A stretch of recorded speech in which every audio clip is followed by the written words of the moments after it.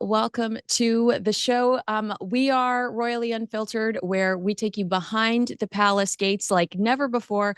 This is where tradition meets truth and nothing is off limits. This week, helping me tackle all the biggest headlines is journalist and author Duncan Larcombe and historian Rafe Heydel-Mankoo. Thank you so much for being here. This is the first time we've all worked together, so I'm really excited about this particular episode. Hopefully we caught Duncan in one of his moods where he's willing to poke fun at Meghan Markle, but I don't know. Duncan, where are you on the scale today? Yeah, I'm up there. I'm up there. I'm Okay, ready. good. Okay, Ready to good. go.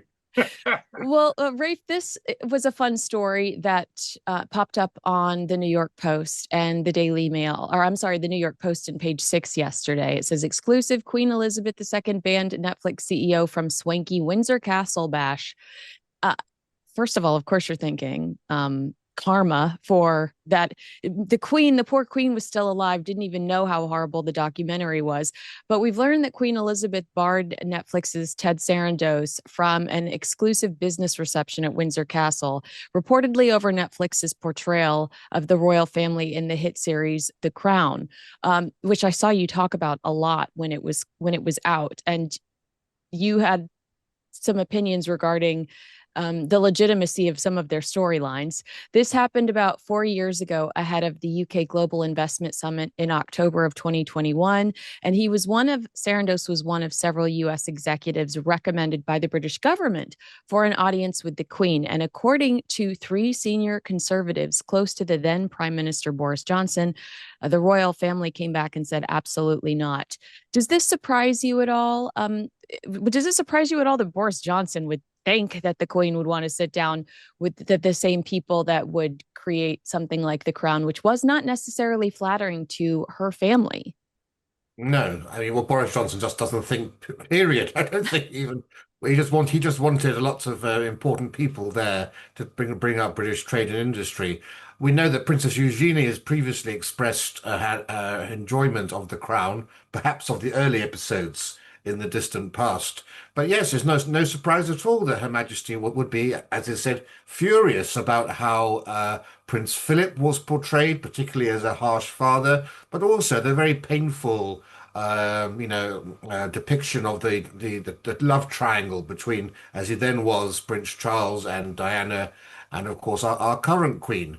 And of course, we also know from the Tina Brown in the Palace Papers that the royal family also tried their best to prevent Netflix from filming The Crown in places that they had some influence. So, for example, Eton College. They were denied permission to film at Eton, we believe, because the royal family intervened and basically banned them. And who can blame them for going into your most intimate parts of your life, purely, in many cases, actually fictitiously? And they didn't put a disclaimer at the beginning of the show saying this event is based on some historical events, but much of it is fictionalized. And I know many people in America, Canada, Australia, even in this country, who think that it's actually a documentary style thing. What is more remarkable, however, is that this chap, the head of Netflix, did get the CBE from King Charles. Oh, So wow. I totally forgot about that.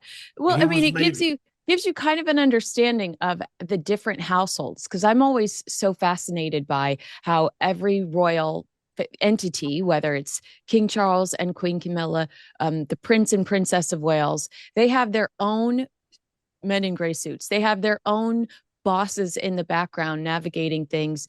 And it gives you kind of a glimpse at King Charles's team's maybe willingness to forgive and forget over Queen Elizabeth's team.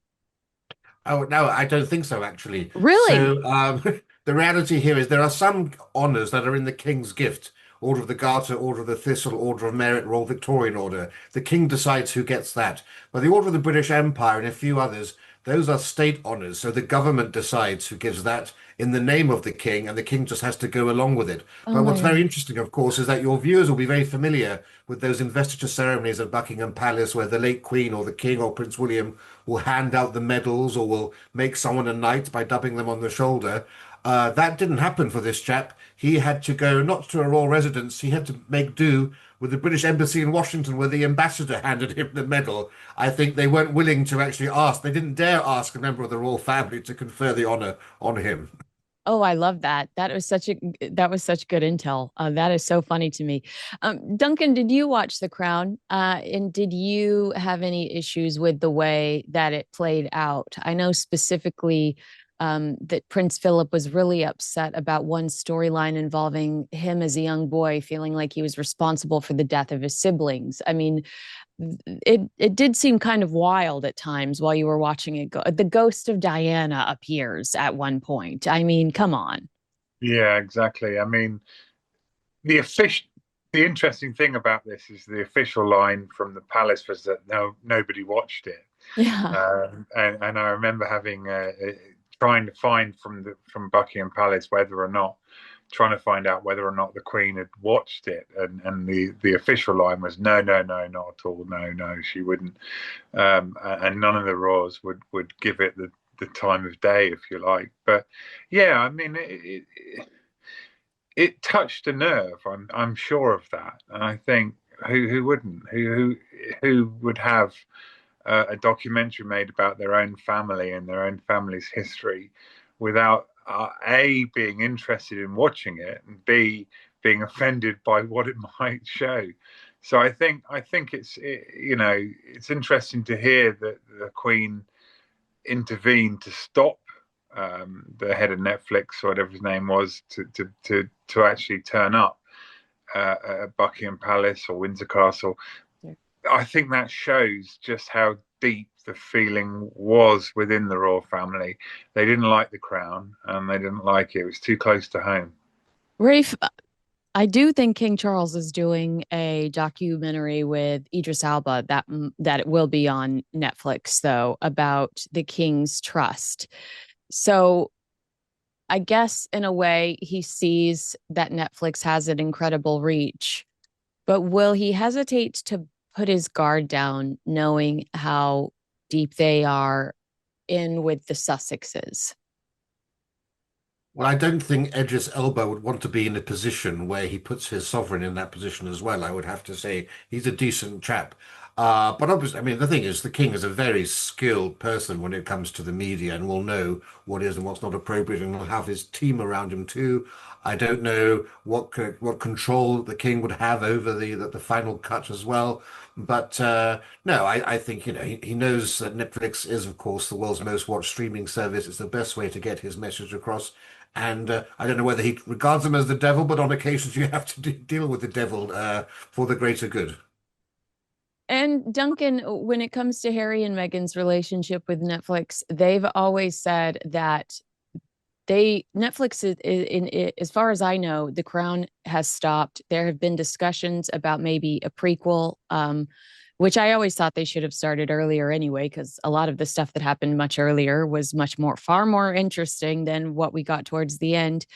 But Harry and Meghan had said that they would they would want control over any story about them if the Crown were to go into Harry and Meghan territory. Um, they said that years ago. Do they still have that kind of pull when most of their ventures on Netflix were commercial failures? They've had one commercial success. They've executed, I think, 5 projects. Pearl was canceled. Polo bombed. Live to Lead didn't even register. And I know that there are more that I'm forgetting with Love, Meghan, Blink and You'll Miss It. So do you think that they still have that kind of pull where if Netflix wanted to do Harry and Meghan style content, Harry and Meghan would influence it? No, I don't think they would. I think you're absolutely right. I mean, they have had a relationship with Netflix, and it's been a lucrative one, but it hasn't necessarily been a successful one. And I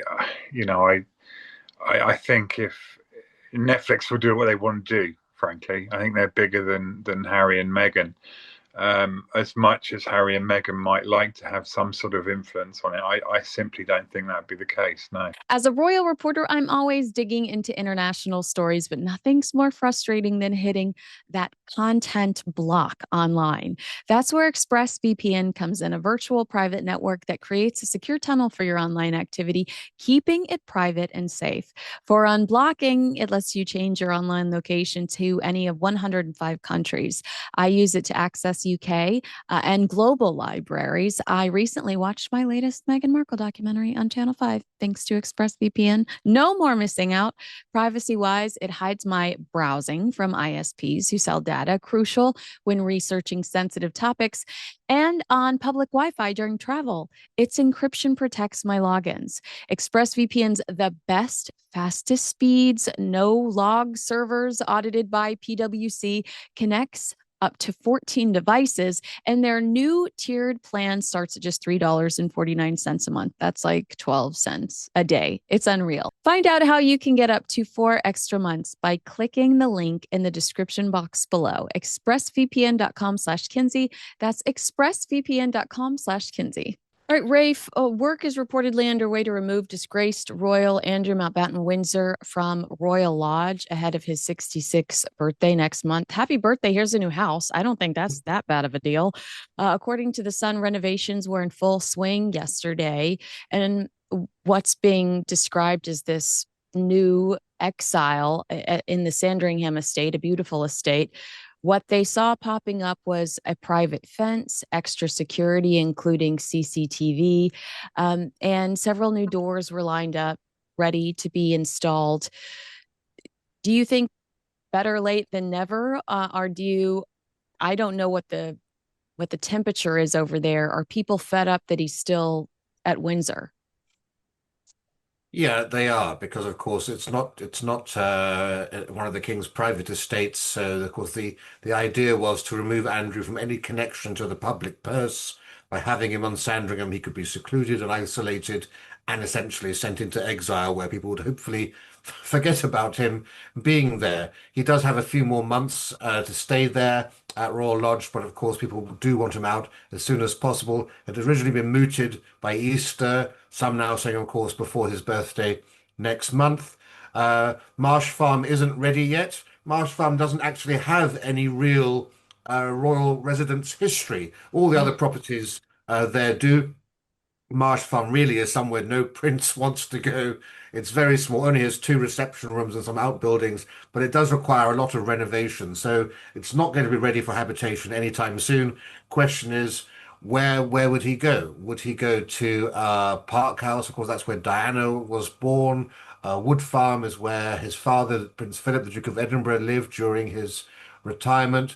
There's also yeah, York Cottage, which is unlikely, but that was a gift to the future King George V and Queen Mary. But there will be another place he'll be going to in the interim whilst Royal Lodge can be renovated and Marsh Farm. So many properties to remember. Marsh Farm can be worked on as well.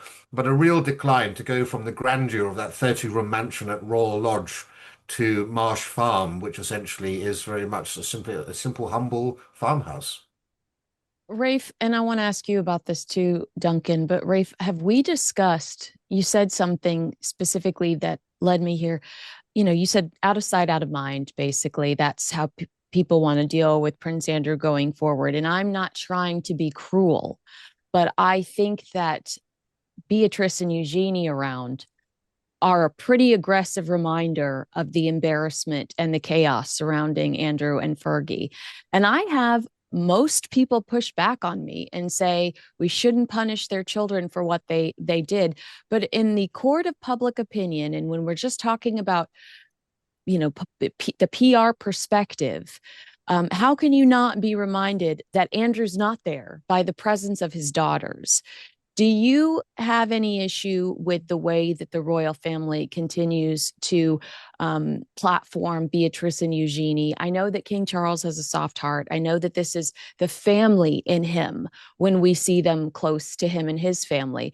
But from a PR perspective, I feel like it's a pretty dangerous game if the ultimate objective is to exile the embarrassment of the brother that hung out with a convicted pedophile. No, I don't. I don't think it's going to be a disaster. They're not front and center stage. They aren't seen very often. When they are seen, they are for private family events. There has been some talk about whether they need to step up and undertake some royal duties, given how few royals there are now on the ground to conduct royal functions. But then again, attention has turned in much more so, I would say, to the children of the current Duke and Duchess of Edinburgh, Edward and Sophie, rather than onto them, which I think is telling in and of itself.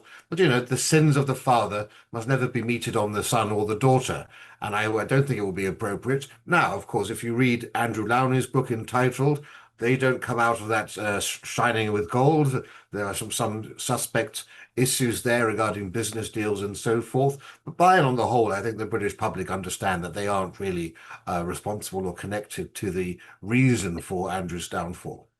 Duncan, do you agree or disagree with Rafe about the presence of the York girls? No, I think Rafe's fine, absolutely right. I mean, the Eugenie and Beatrice are quite popular figures publicly, and I think they're seen in their own entities. They're not seen as Prince Andrew or former Prince Andrew's children. I think they've managed to carve their own farrow, if you like, and I think it would be wrong to judge them just because their father has disgraced the royal family and has disgraced himself, although he obviously claims he's absolutely innocent. In interesting way of showing how innocent you are when he's been stripped of every title he ever had. But I don't think the public are that mean, if I'm honest. And you look at the way the crowds greeted them, perhaps on Christmas Day recently, when they were there and Andrew wasn't. There isn't a vociferous sort of dislike for them. I think they're seen as their own royals and their own entity. Outnumbered again. I don't like this. No, no, I understand. And I'm not trying to be mean, but my concern is that every time we see them, the headline will be Andrew wasn't there. Andrew Mountbatten Windsor wasn't there. Andrew Mountbatten Windsor lonely in Sandringham because it reminds people that he's not there. They have a place there and he doesn't. Rafe, what's going to happen with Fergie? What are her options now? Because it's my understanding that she doesn't want to run off to Sandringham. She recently sold that townhouse not too long ago in London. What do you think we can expect from her? Because she loves to reinvent herself and she's a survivor. That's right. Well, we know that having sold her house in central London, she's currently understood to be looking for properties in and around Windsor. How welcome that is, I don't know. But of course, she's not going to live with Andrew. Some people have speculated as to, whether she just wanted to distance himself from him because he was so toxic, or whether it was a mutual agreement that, let's just agree to do this. I'm with the latter camp. But there is, of course, yes, she does have the ability to reinvent herself. She's still is well known in America, of course, where for many years she fronted the Weight Watchers campaign. And of course, she's had her most recent children's book pulped, but there's no reason to think at some point in the future she might not have some sort of book in her. So that's really it. A trip to America, most likely to try to do something, whether it be a speaking tour or big interview or a book, or who knows, maybe she'll take inspiration from Meghan and try to make some sort of documentary. Or I thought you were going to say loose fruit spread, and I was not going to. I do not want any Fergie jam. Okay, um, I do think you're right though, Rafe. If she continued to do her YouTube series and just read children's books and just keep doing that, I think it would be hard for royal commentators to criticize her if she said, "Look, I've been reading to children online for years. I never stopped. So yeah, I'm going to continue down this path. That's what I want to do." Duncan, what's the craziest Fergie story you ever had to cover? I can remember speaking to Fergie's publicist or agent, if you like, back in, oh goodness, it was probably 2011, when the Duchess was genuinely facing bankruptcy, and I can remember the PR for her breaking down in tears, and I've always wondered whether or not she was crying tears because she wasn't going to be paid, or tears because she genuinely felt for her subject, her principal, if you like. But no, I mean, Is Fergie. that related or unrelated to that paper that was seen on Jeffrey Epstein's desk? The photo that recently came out. There's Mm, an email on Jeffrey Epstein's desk where they're talking about owing a significant amount of money to somebody. Is that related or unrelated to what you I, just said? I'm not sure. I mean, I saw that with interest, and I Yeah, wondered whether or not at the time it was related. But yeah. she had serious financial issues, and I mean, she does reinvent herself. She probably will. I think what she needs to do is distance herself from her ex-husband, and it looks like that's exactly what she's got on her agenda. But I mean, yeah, she might be have a profile in America, but certainly in Britain, I think she's too tainted by the Epstein scandal. I don't see any way out for her other than anonymity. Meanwhile, our elected officials are all in bed with Jeffrey Epstein. Rafe, do you have a Fergie story? You strike me as somebody that might have been sitting next to her at an event, or um, maybe she asked you for money. Yeah, I can't say I've got any Fergie stories. I've always tried to rather ignore her, I have to say. Never found much interest in the sagas that surrounded her. Always found her a rather sorry story, actually. Clearly somebody who had, who was penny wise, pound foolish, had a champagne taste on a beer budget. And there comes a point when you are constantly in debt, and when you're bailed out, you end up in debt again, where you just have to think there's something seriously wrong with this woman. And I just think she was given such a great opportunity, and I think it was really terribly squandered, and it could have been handled so much better. So I've never really had much time for her, I have to say. If Princess Diana wouldn't have been there to, fire her up, do you think she would have made such poor decisions while she was still married to Prince Andrew? Do you think that they kind of, it was like gasoline on an open flame? You had these two young, very immature women that were upset about their circumstances. They had each other to lean on, talking about the disappointment in their marriages, but did they almost make life harder for each other because they justified their bad behavior to one another? To a degree, I mean, they were what an unknown quantity when they arrived. You remember how Prince Charles was appalled by their behavior when they were skiing for posing for a photo shoot. But I think it was just in her nature. And of course, remember, she was married to a man who also had similar tastes when it came to high living and everything else. I think she was destined. And some people have a sort of self-destruct mode, and I think she's one of those that no matter how much she tried, she was just drawn like a moth to the flame. Oh my gosh, I have to tell you about a total game changer, Peak's liver detox protocol. You may not know it. You probably do if you watch it regularly, though. But your liver handles a lot: energy, hormones, digestion, and even your mood. But with all the stress and toxins from everyday life, it needs some love. Forget harsh cleanses. Peak delivers gentle, daily support inspired by traditional Chinese medicine. Their routine uses two simple blends. The first is a warming turmeric mix with cinnamon and black pepper, designed to help the body absorb it better and support the liver while calming inflammation. The second is a ginger and cinnamon blend that helps with blood flow, digestion, bloating, and immune support. The magic is how they work together to activate and flush for better digestion, stable energy, less brain fog, and that light, clear feeling. My energy is consistent now, skin is clearer, and less bloating. That's Peak, where spirit meets science. Redefine your standard standard of health. Secure 20% off your order and begin your intentional wellness journey today at peaklife.com/Kinsey. That's PIQUE life.com/Kinsey. And Duncan, Prince Harry, it seems, is still close to at least Eugenie. We've seen Eugenie here in the States with Prince Harry.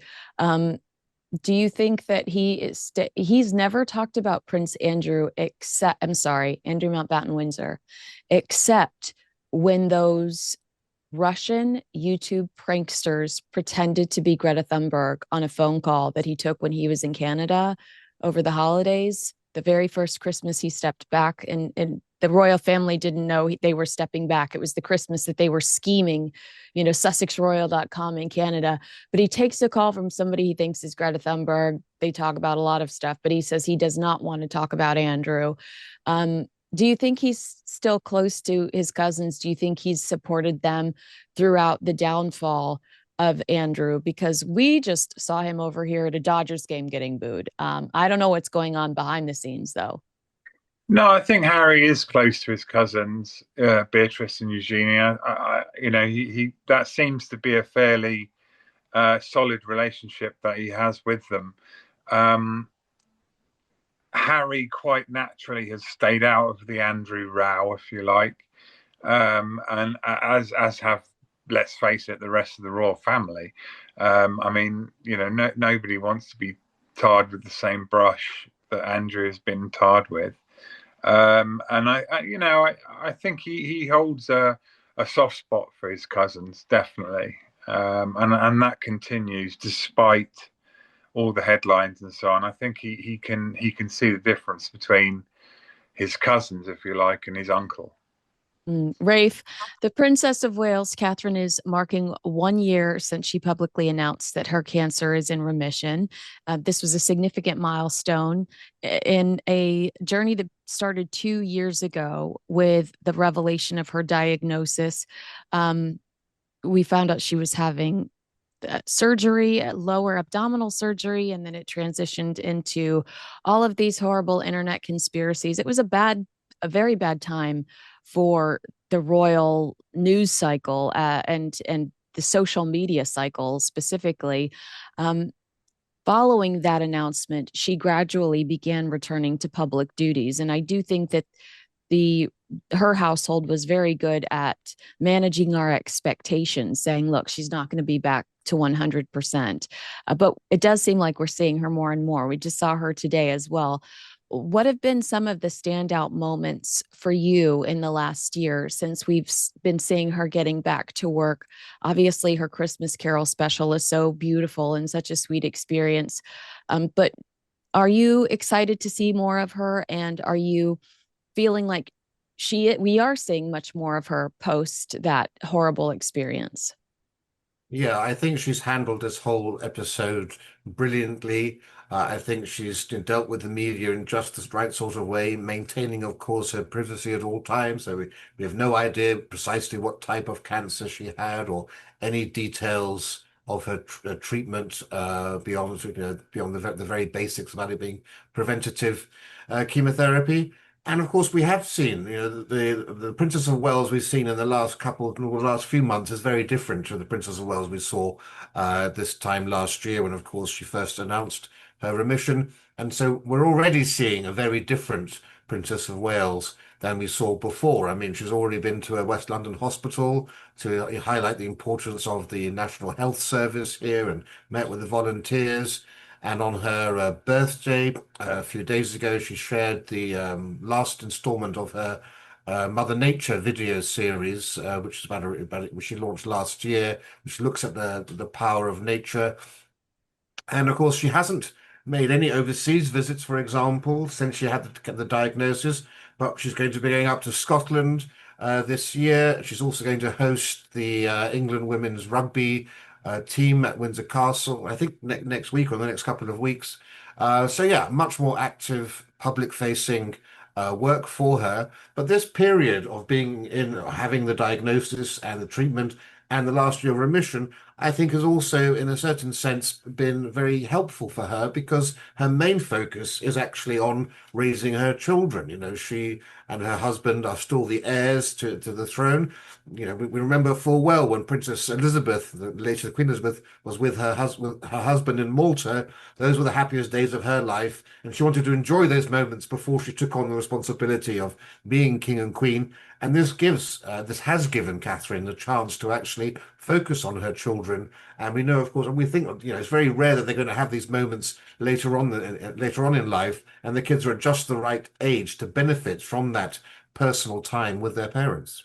That's such a good point. Duncan, he's right. I mean, even in spending so much time with her children, it strengthens her knowledge and it strengthens her credibility when it comes to the early years project. So it's kind of this time away was almost a bit of a blessing in that case, I imagine, because she can talk from a place of real authority about the early years and what she's seen with her own children. Yeah, and of course with William when he was the age of his own children now, his parents were full on working royals and disappeared off for weeks on end When they on the weren't workforce. fighting with each other and When him they, having to deal with well, that. even when they were fighting with each other, and I think this shows the determination, perhaps, of Prince William to avoid the mistakes of the past. And you're absolutely right. I mean, ironically, it's taken something like a cancer diagnosis to give Catherine, sorry, the freedom to actually be a hands-on mum and not worry about workload and so on. But that will all change now, and this is going to be a very busy year for her and for her husband, and it'll be interesting to see how she copes with that. You've covered her since she arrived on the scene. What's your reaction to the evolution of her? Do you look at her today and see a queen in waiting? And did you always feel that way? What is your Yeah, response to Catherine? I did. I mean, I remember dealing with her in 2005, and from the moment, from the get-go, if you like, there were no elephants. There were no elephants in the room. There were no skeletons in the cupboard. She genuinely is the person that we see now, and she's been consistent. And much as that might frustrate us tabloid reporters, we want scandal. We want some sort of questions being asked. But Kate has been absolutely flawless, and actually, if I'm honest with you, I thought the biggest weakness she had was that she was too perfect. Mm. I thought the public might not like her because she was so squeaky clean and perfect. But actually, that hasn't materialized. She's a very, very popular member of the royal family. In some respects, the jewel in the crown of the royal family, I think. And having her back on royal duties and working hard, I think is something that King Charles in particular will welcome. Rafe, he used a word that I love, consistent. Now, you mentioned that Catherine brought or released on her 44th birthday the conclusion to her video series. And I saw some of the nastiest feedback about this, that it was tone deaf, blah, blah, blah. To go back to Duncan's point about consistency, this is a woman that executes. I was just glad that she started a project and she finished it because I primarily cover the Sussexes and we're about to talk about how they never finish anything. Did you see some of the negative feedback about her video series, and what is your reaction to that? Yeah, you're always going to get that such content, particularly when it comes to social media commentary. They know full well that the British public are four square and fully behind them, and so that'll be like water off a duck's back. I'm absolutely sure. I mean, the Princess of Wales is straight from central casting. Everything about her is brilliantly positioned to be a princess. I always reflect on how lucky we are, that we've had for the last three generations the eldest son or eldest child. We could have had King Harry and Queen Meghan. We could have had Queen Fergie and King Andrew. We could have had Queen Margaret. And we've been very fortunate in all of that. And she represents, I think, the very best of the English Rose, or the best of Britain. Very jolly hockey sticks, not afraid to get her roll her sleeves up and get down and dirty, but also has all the poise and elegance and grace of a Grace Kelly, or even of a Diana or whatever. I think we're very fortunate to have someone who also understands. I think the role of a future queen is not to have any political views either. Of course, a lot of the controversy with the current king, of course, has been about his political involvement as Prince of Wales. We don't get any of that from Kate. The causes she chooses to champion are one that everyone can get behind. And so I think they've played the game very well. They're perfectly placed to succeed now. And when you do hear tittle-tattle from the sides, I always just say the real world is not Twitter. The real world is not what you read on the comments under articles. Take that, Liz Jones. You heard it here first. Let's talk about somebody who also doesn't hesitate to get involved in politics, and that's Prince Harry. And nothing annoys my audience more than Prince Harry getting involved in American politics. But he doesn't commit to anything, so we're fine. We've seen a familiar pattern emerge with Prince Harry and Meghan: announcements of ambitious roles or projects, followed by relatively quick exits, and that includes stepping away from royal duties, walking back major media deals, canceling content plans, and ongoing staff turnover. In many cases, those moves happen before the long-term impact originally promised ever really materializes. Duncan, is this a pattern that you've noticed as you've been covering Harry and Meghan, that there are a lot of big press releases or leaks, and then where's Meet Me at the Lake? Yeah, and I mean it's hard not to draw that conclusion when you watch what they've done. As you say, you've outlined those ventures that have not turned into adventures, and they've walked away from various different projects and stuff. I mean, I remember Meghan's 40 at 40. You Yeah. know, she's what, 44 now? I don't know where she was, but that just disappeared off the map. It didn't work. Tell me about Senabale before I'm going to ask Rafe about the latest charity transition. But talk to me about Senabale, because you saw Senabale up close and personally. I did. I mean, I went to Lesotho in Southern Africa twice, and it was beyond. I can't stress how much it meant to Prince Harry at the time. I mean, it was his pet project. It was his everything. It reminded him of his mother. It was about his legacy, and he was absolutely committed. I mean, Sentabali in the local language means forget me not, and yeah, his mom's favorite flower. Yeah, and he's walked away from it, which I found personally as a royal correspondent absolutely astonishing. And this is. You tell me off for slagging off Meghan, and I don't mean to. No, I don't. I need that from you. But this is the post-Meghan era with Harry. Yeah. He's always worn his heart on his sleeve, but now he seems to be acting on what's on his sleeve. And for him to walk away from Sentabali, I found that absolutely astonishing, to be honest.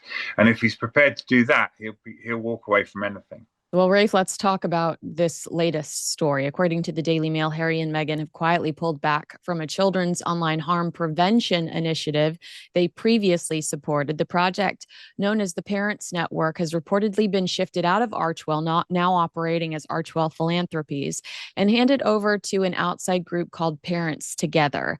Now, Archewell says that this is the norm, that they just incubate projects like Travelist, like Invictus, and then they hand them over to somebody else. But you and I both know that Travelist and Invictus were both under the royal family umbrella. They're still connected to Travelist and Invictus. And if you look at the website and you look at Parents Together and you look at the Parents Network's website, Harry and Meghan have been scrubbed from that. So did maybe they learn from the PR nightmare that was Senabale? Are we looking at a similar situation to Senabale? They just wanted to avoid the negative publicity. So they managed it differently. I mean, they're trying to explain it away in a way that personally does not make sense to me. And I'm wondering if you're on the same page that I am. Yeah, I am entirely because, as you say, they remain actively part of Invictus and Travelist and everything else in a way that's not the case here. And this would seem to be a really worthwhile charity, a noble cause, which would do them untold good to be associated with. This charity deals with, of course, suicide and cyberbullying, suicide linked to online safety, social media harassment, cyberbullying, all those sorts of things, and how parents can also be sort of first responders looking after their children's interests, making sure that they aren't being put in harm's way when they go onto social media and so forth. It's a huge issue of the moment. You know, Australia has just banned social media and for smartphones from under 16-year-olds. It's being reviewed now elsewhere around the world. Real chance for Harry and Meghan to actually, go into these conferences and rub shoulder to shoulder with heads of government. And so for them to have removed themselves and have done a side shuffle away from this does raise lots of questions. And of course, you have to make that connection with Sentebale and whether they have been so burnt by it that they think it's best to just cut things free. Or is it simply, of course, that there is a great deal of immaturity and a lack of professionalism, so many ideas. You can almost imagine them sitting around the fireplace having some of their fruit spread whilst talking to their PR agents and say, "Oh, this is a great idea. Let's go full steam ahead for this," and then just losing interest after a few months. Yeah, that's where I'm at. I'm like, was there friction between Harry and Meghan and whoever else was wanting to run it, and they didn't want whoever else to come out and say Meghan's bullying us again? Or Rafe, isn't it kind of funny that she wants to talk to us about online bullying when she has a reputation for bullying in general? I mean, I just have a hard time taking her seriously as an authority on the topic when there have been reports after reports that she is not a very nice person to work with or for. And then there's the contradiction of them partying at Jeff Bezos' house with the Kardashians when they're trying to tell us that social media and all of these big tech giants are evil. You're not trying to say that the Duchess is a hypocrite, are you? Heaven forfend. I can't, I won't have that said against her. Yeah, absolutely. All of the virtue signaling we've had from Meghan, of course, paints a very different picture to the real story, of course. You can be kind to strangers, that's fine, but it's how you deal with your nearest and dearest. Be it your family, be it your father, be it your closest aides and advisors with whom you are on a daily basis. They are the real test of how genuine you are as a nice, decent, friendly, compassionate, tolerant person. And I'm afraid all the stories we've had have suggested she is anything but. I mean, is she not now on her 11th, the 11th publicist they've had in I think we just lost the 11th, so I think we're on the 12th. now we're on the Whoever gets the 12th. next job, yeah. And we know, of course, that several of those who've left their employ have had to have declared that they've gone for counselling. Yeah. So serious has the bullying been. Well, Duncan, to your point, they made it sound, they sat down and talked to CBS, Jane Pauley here in the States when this was launched, and really made it sound similar to Senebale, like this was their life's work. Yeah. This was their legacy project. So does it say that something significant shifted to you, that it would already be out of their hands? Well, I think what they appear to be is people searching around in a dark attic trying to find the light switch. I mean, frankly, I think they'll take on any cause if they think it's in their interest to do it. And I think they've lost a lot of credibility. When Harry was purely interested in Sentebale, in the Halo Trust, and in Invictus Games, he had a certain degree of credibility because those were the causes that clearly were close to his heart. But now they just roll us up for hire. And Yeah. I'm sorry. I know it sounds harsh, but I think their credibility as a couple is just gone through the toilet. Legend of aviation Prince Harry. I think he's going to be at their annual award ceremony in a week or two. showing up with those other legends of aviation. Like, Harry, why are you here? How did you get here? What's going on? Oh, I don't understand. I'm very Harry's standing next to like astronauts. If you will hand them a trophy or a check, it sounds like they will be at the front door within minutes. Well, Rafe, did you want to say anything to wrap this up, or do you feel like you've expressed yourself? Well, it's just also you can always judge a person always or judge a couple always by the charities that they choose to support. Are they ones that they you think really matter to them, or are they the sexy ones? Mm, If you look at the Princess Royal and the charities that she's endorsed over her life, you look at the current Queen and the current King. Lots of charities there are unknown, and one of the benefits of being a superstar or a member of the royal family is you have the ability to shine a spotlight and get media attention directed on causes that no one would otherwise look at. And I don't see any of that in Harry and Meghan. Everything is about how, it seems to me at least, how can this charity advance my profile? yeah, there's Mm, some great. exchange there. I'm going to elevate myself. I'm going to sit down with CBS and now everybody's talking about me. Yes. All right. Well, agree with us, disagree with us. Let us know in the comments below. Make sure you like, subscribe, and share this video with a friend. Rafe Heydel-Mankoo, I hope I get to see you again so soon. Duncan Larcombe, so great to see your face. And I hope I see you again soon too. Thank you so much for your time today. And we will talk to you again tomorrow. Bye, guys.